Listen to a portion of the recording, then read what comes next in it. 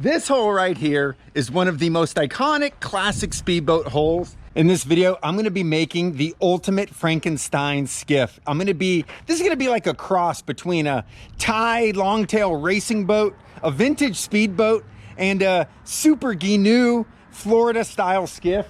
So I am on a mission to build a 50-mile-per-hour skiff. I have not been this excited for a build. If the vintage speedboat guys only knew what I did to this classic speedboat, oh my gosh, they'd be after me. You mean to tell me you done cut up a perfectly good speedboat? I've been sitting on this hole for over 2.5 years. The timing had to be right. Well, you know what? It's right now, right here. We're getting ready to start this build. So let's rock and roll. Let's start building.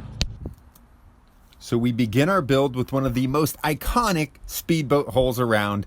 This is the one and only Glastron CVX 16. As you can see here, this was a donor boat. I picked this boat up for 200 bucks. This boat had a bunch of rot. I mean, as you can see, she was pretty rough, but the perfect donor boat for a fast, speedy skiff. So I went and cut the cap off and basically got it ready for the next phase. I towed it over to my buddy's yard, and it was now time to start cutting the hole.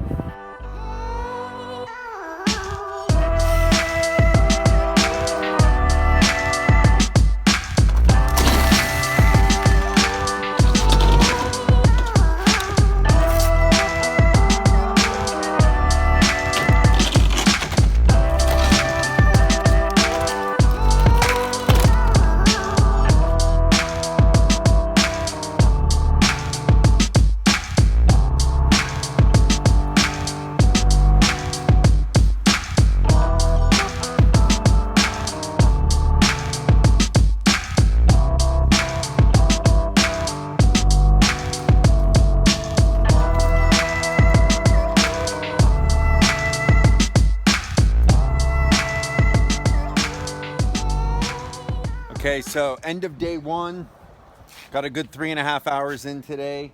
Got pretty much everything cut out that I was hoping for. Next is gonna be grinding. I'm pretty stoked that the stringers are still, look at that.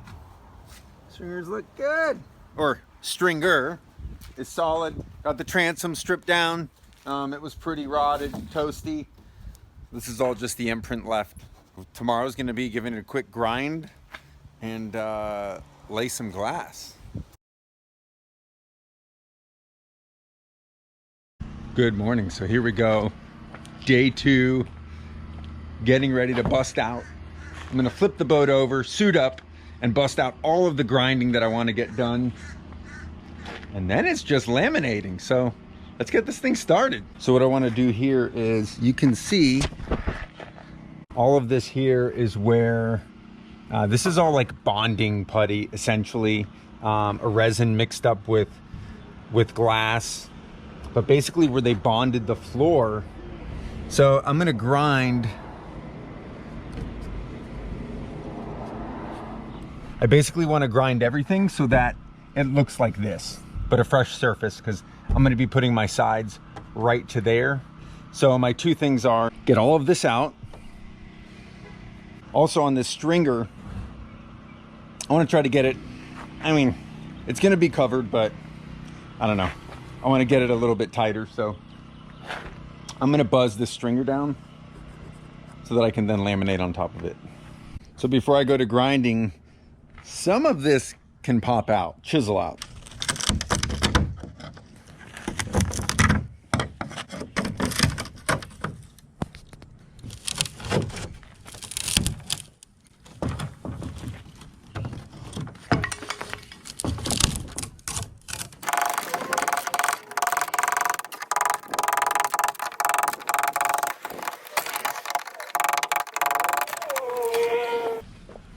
All right, all suited up. This right here is my favorite. Just killed so many birds with one stone. I especially like, you know, it's amazing how much we can absorb through our eyes. So even though we might wear safety glasses when we're grinding, working with chemicals, fumes, we still absorb through our eyes, tear ducts. So wearing this just gives like that much better of a feeling and is more effective. So It's a combination safety shield and respirator. I'll put a link in the description of where you can get this from, or at least so you can check out the part number. So the tools we're gonna be using, good old trusty angle grinder.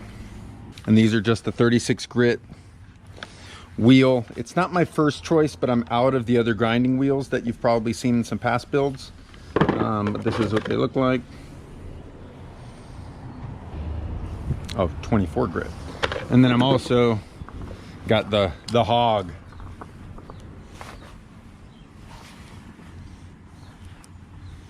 Eight-inch. This kind of makes quick work of some stuff. So let's get to it.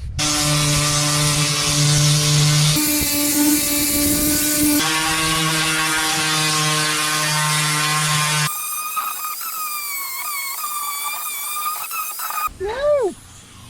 Halfway done.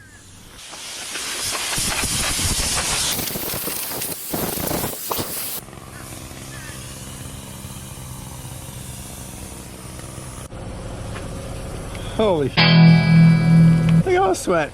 It is hot here in Florida. Let me tell you what. All right, halfway done in the grinding. Now I gotta grind the other side, the starboard side of the hole, and then knock down the stringer. Keep plugging away. All right, taking a quick breather. Look at this. Not a dry spot. Let me tell you what. Those suits work so good that it's essentially like wearing a plastic bag. So you really are gonna sweat a ton. It's super important to stay hydrated when you're doing this. I got all our edge clean. So I'm gonna be putting the sides up against it. Basically the way this is gonna work is I wanna build essentially a bulkhead across, and this is gonna be just a foam filled seat going all the way back to the transom. Deck area to about here, so the deck's going to be super small, and then another bulkhead going across right here, and then this whole top is just going to be like a not a false floor. I mean, you'd be able to stand on it, but it won't be good for standing on, that's for sure. Nonetheless, probably do like maybe like a bungee cord net up here is what I'm thinking, to secure life jacket, whatever things are loose. There's going to be no compartments, just like I said, an open, probably about a 7-foot deck here, or cockpit. So yeah.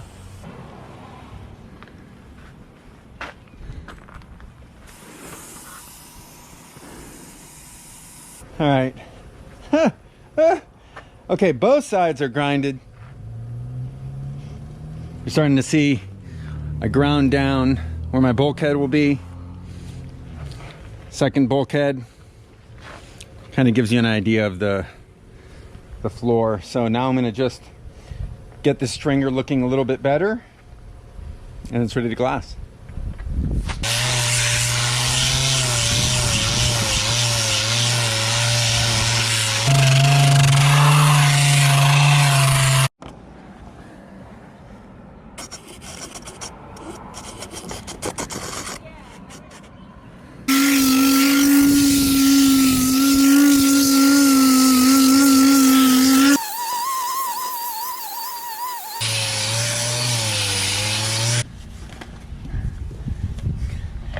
This is, oh, I got chills. I'm not even cold. Holy crap. It is warm out. This is the stuff you don't see in the videos. I'm shaking. I try to go with like 15 to 20 minute bursts. Hydrate, go again, hydrate. It's brutal though. Sweat a lot doing this, especially in these suits, if I haven't said that yet. So look at this. I don't know if you can see the shimmer. Look at my shorts. Can you see that shimmer? My shorts, everything is soaked all the way through. That's how much you sweat wearing those suits. Those of you that know me know I sweat super easily. So but not as much as my buddy Mike Almeida. He's the biggest sweater of all. I think I do a bad job in past videos of explaining the importance of safety equipment, personal protection equipment, and how important it is to wear it So not only is it just like wearing a respirator, but it's about a proper fitting respirator. So you see the full face mask that I use, you want to be fit for those, and you have no idea what size you are until you really try them on. You put on your mask and they put like a big cover over your head and they spray perfume. If you can smell the odor, then your mask isn't doing its job. So if you're wearing a mask and you have any smell whatsoever coming through, it's not sealing correctly. So that's something really important. If smell gets through, then all the harmful stuff can get through as well. So super important to wear, and always protect your eyes. You only got 2 of them. Let's blow this thing off. All the grinding's done. Feels good. I don't know, what, 2.5, 3 hours total. Not too bad. So let's blow it off.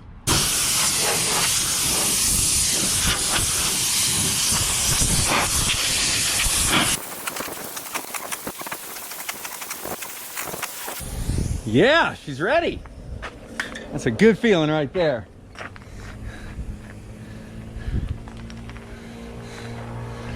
Also got the sides. The sides are ground down all the way. We're gonna put our sides up, be able to laminate, bond them. I could probably grind this all down a little bit better if I was using polyester resin, but I'm gonna be using epoxy on this because I want the minimal amount of weight. I want to go with as few laminations as possible, and I'm going with budget foam that polyester or vinyl ester resin would melt. So since I'm going epoxy and it's so much superior for bonding, this is plenty good preparation for my polyester to bond to. All right, it's time for lunch. So how am I going to build this thing out? Well, as you can see, it's pretty light.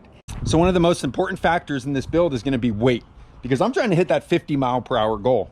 So how am I going to build a lightweight boat on a budget? Well, I'm going to show you in the build process how to build this using lightweight materials that are for the budget-minded do-it-yourselfer. So if you like micro skiffs and lightweight boats, you're probably going to want to see how this thing turns out.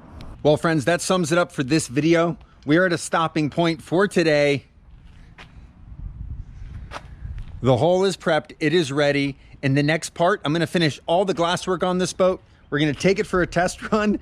You're gonna see this boat in all her glory in the water running. I can't wait to share the rest of the build. I'm so excited for it. I'm literally like a kid waiting for Christmas. Thank you so much for joining me. I appreciate all of your love for the channel.